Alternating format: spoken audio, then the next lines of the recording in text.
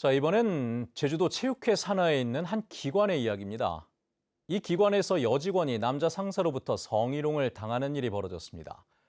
이 사건은 체육회 고충심의위원회에서 성희롱에 해당된다는 판정이 나왔는데 어찌된 일인지 가해했던 상사는 업무에 복귀를 했습니다. 홍수연 기자가 취재했습니다.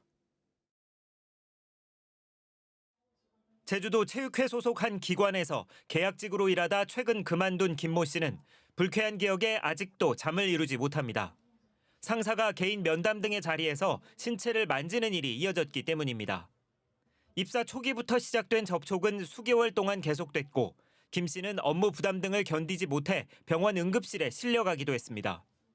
결국 공황장애 진단을 받은 김 씨는 지난해 11월 가해 상사를 성희롱 등으로 스포츠윤리센터와 국가인권위원회 등에 신고했습니다. 저한테 오면서 손으로 제 허벅지를 터치하면서 자꾸 저의 의견을 누르기 위한 또 자기의 주장을 어필하기 위한 그런 제스처를 자꾸 취했었어요. 사건을 인지한 제주도 체육회는 지난해 12월 중순 가해자를 피해자와 분리 조치하고 성고충 심의위원회를 소집했습니다. 가해자와 피해자, 참고인 등을 상대로 조사를 벌인 성고충 심의위는 최근 피해자 등에 대한 가해 행위에 성희롱이 인정된다는 판정을 내렸습니다.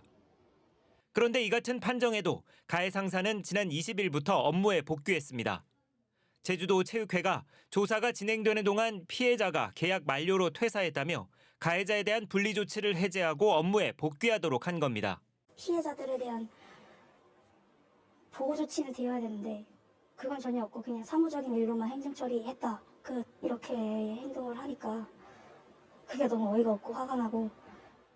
이에 대해 제주도 체육회는 성희롱에 해당된다는 판단 결과에 따라 조만간 인사위원회를 열어 행위자에 대한 징계를 결정할 계획이라고 밝혔습니다. 가해자는 이번 사안에 대해 피해자의 주장이 사실이 아니고 과장돼 억울하다며 대응을 검토하고 있다고 밝혔습니다. 한편 피해자 신고로 경찰도 조사에 나선 가운데 가해 상사의 복귀로 퇴사를 하지 않은 다른 피해자들은 같은 공간에서 일을 하게 됐습니다. MBC 뉴스 홍수현입니다.